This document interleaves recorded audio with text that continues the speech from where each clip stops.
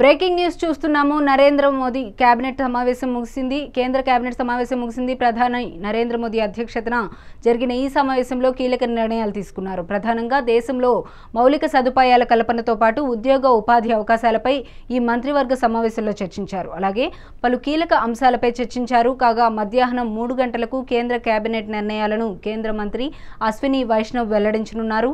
అయితే Kisan credit card limit పెంచే అవకాశం ఉంది. ఈ పరిమితిని దాదాపు 5 లక్షల వరకు పెంచే అవకాశం ఉన్నట్లు తెలుస్తోంది.